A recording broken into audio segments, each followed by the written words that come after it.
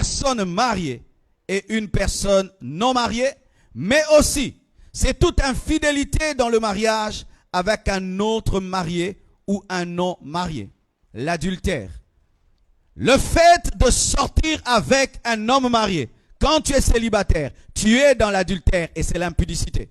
Le fait de tromper ton mari, de tromper ta femme, tu es dans l'adultère. Que ce soit avec une autre personne mariée ou avec un célibataire, c'est de l'adultère. Et la Bible dit, les adultères n'entreront pas au ciel. Même si tu n'es pas satisfait sexuellement par ton mari, tu n'as pas le droit d'aller ailleurs. Parce que les gens aujourd'hui donnent des raisons. Je ne suis pas satisfait. Je ne suis pas satisfait. Bien-aimé, pour un petit plaisir de rien du tout, tu vas finir en enfer. Être satisfait. Vaut mieux aller au ciel insatisfait qu'en enfer satisfait. Ma femme ne me satisfait pas. Je ne ressens rien avec elle. Quand je suis avec elle, je ne ressens rien. Et le diable te donne une raison pour que tu pêches. Mais avoir raison ne veut pas dire avoir raison. Parce que des fois, tu peux avoir raison, mais tu es en déviation.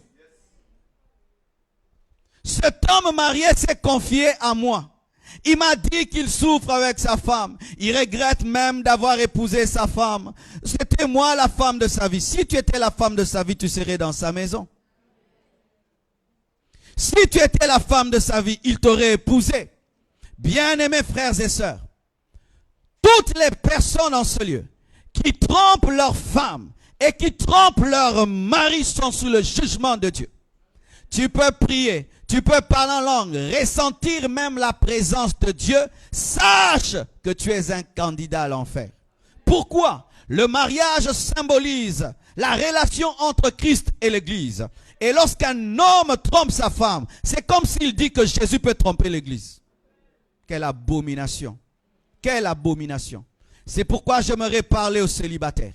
Chers célibataires, aujourd'hui dans l'église, les gens sont dans la course au mariage. Mariez-vous, mariez-vous, mariez-vous. Bien-aimé, je ne pousse jamais les gens à se marier pour se marier. Attends rencontrer l'amour de ta vie pour te marier. Parce que certaines personnes tombent dans l'adultère parce que vous vous êtes mariés sans amour mais par compétition. Il n'y a pas de compétition dans le domaine du mariage. L'autre peut se marier à 40 ans, mais toi à 50 ans. Mais au moins tu as trouvé l'amour de ta vie. Mais si tu te maries avec un homme que tu n'aimes pas, est-ce que tu vas supporter l'odeur de sa bouche? Est-ce que tu vas supporter son odeur le matin? Est-ce que tu vas le supporter quand il va grossir? Est-ce que tu vas supporter ta femme lorsqu'elle va perdre la taille? Est-ce que tu vas supporter lorsque sa poitrine va tomber? Parce que ça tombera. Ça tombera. Et alors, si ton amour est plastique, parce qu'il y a l'amour plastique, tu aimes ses formes et tout, mais quand elle a 3 bébés, les formes s'en vont avec les bébés. Et d'autres se marient, ils regardent un film, ouais c'est chouette, j'aimerais quelqu'un qui le matin se réveille et m'amène une fleur. C'est dans les films ces choses-là. Et quand ils entendent une douce musique qui joue, ah vraiment j'aimerais me marier comme Clooney et tel. Est-ce que dans la vie il y a un synthé qui t'accompagne? Vous vous mariez parce que vous voyez un film, une série télévisée, et quand ça coïncide avec quelqu'un qui te drague, tu dis oui, mais en soi tu ne lui dis pas oui, tu dis oui à l'acteur que tu as vu. Et il y a maintenant des mariages d'1 jour, de 2 jours, d'une semaine. Car même dans le domaine de l'adultère, il faut parler du remariage et du divorce. Lorsque tu divorces sans raison biblique, c'est l'adultère. Elle me plaît plus. Je ne supporte plus son caractère. Ce n'est pas une raison pour divorcer. On ne divorce pas de quelqu'un parce que son caractère est mauvais. On ne divorce pas parce que son caractère est mauvais. Quiconque divorce pour raison de caractère n'est pas en accord avec la parole. Et lorsque tu épouses une femme ou un homme sans tenir compte du pourquoi de son divorce, tu risques d'entrer dans l'adultère. Car il est écrit que celui qui répudie sa femme pour une autre raison que l'adultère l'expose à l'adultère. Et celui qui épouse une telle femme commet l'adultère. Mais qu'est-ce qui se passe? Nous nous sommes rencontrés, il y a eu un flash. Un flash. Et il y a eu un coup de foudre. Ne te marie jamais par coup de foudre parce que le coup de foudre ne dure pas. Mais marie-toi par observation, par méditation et par prière. Et tant que tu n'es pas convaincu, tu as le temps. Vaut mieux rompre 10 fiançailles que rompre un seul mariage. Prenez le temps. Lorsque les gens ne sont pas bien préparés au mariage, ils seront des adultères. Tu es fiancé, mais tu as honte de nous présenter ton fiancé. Tu es déjà en voie de l'adultère. Tu es fiancé, mais quand tu vois cet homme, il ne t'attire même pas. Mais tu veux l'épouser. Pourquoi? Parce que le pasteur est au courant et la famille est au courant. Fais pleurer la famille et le pasteur afin que Dieu ne pleure pas.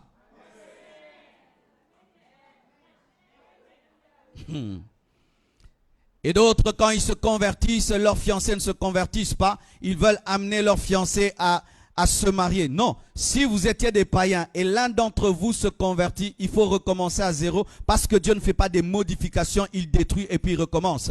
Et c'est ainsi que beaucoup de gens font des mariages qui vont les amener dans l'adultère. Pourquoi? Parce que quand tu étais païen, tu t'étais engagé sur base du corps. Mais quand tu te convertis, tu t'engages sur base du caractère. Maintenant, tu as aimé cette fiancée parce qu'elle était belle. Maintenant que tu connais Dieu, tu as besoin de la sagesse. Elle n'a pas la sagesse, mais tu l'épouses quand même parce que tu ne veux pas qu'elle pleure.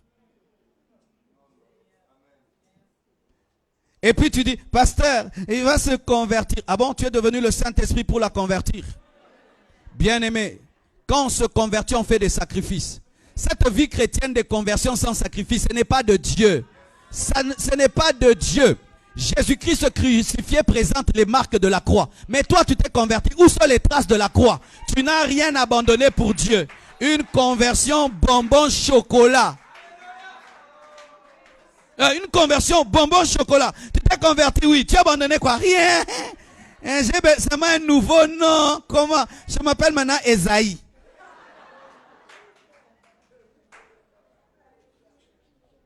Alléluia.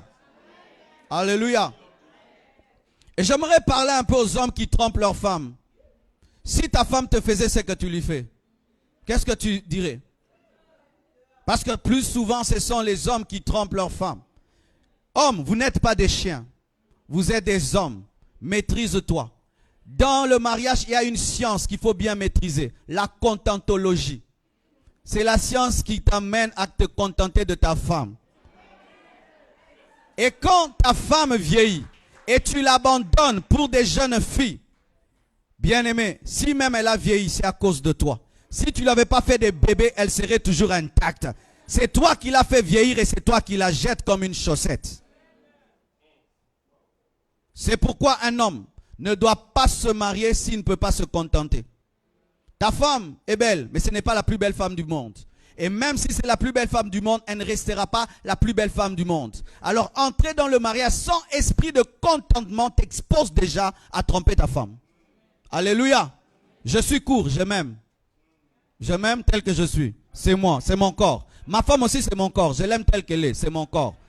De la même manière que j'aime ma courtesse, si ça se dit, j'aime aussi ma femme telle qu'elle est. Si je ne peux pas changer ma main gauche, je ne peux pas changer ma femme. Oh Dieu, je ne veux plus avoir 1,65 m, je veux avoir 2 mètres, je suis fou. Oh Dieu, ma femme a vieilli, je veux une autre, tu es fou. Maman, n'épouse jamais un homme si pendant que vous êtes fiancés, il regarde tout le temps à gauche et à droite. C'est un mauvais signe. Mauvais signe. Tu es en train d'épouser un homme qui n'a pas un esprit de contentement. Mais souvent vous fermez les yeux alors que Dieu vous donne tous les signes. C'est ça le problème. Les gens font des mauvais mariages, mais Dieu avait déjà parlé. Pas seulement par prophétie, tu as vu. Un défaut que tu as vu est plus qu'une prophétie.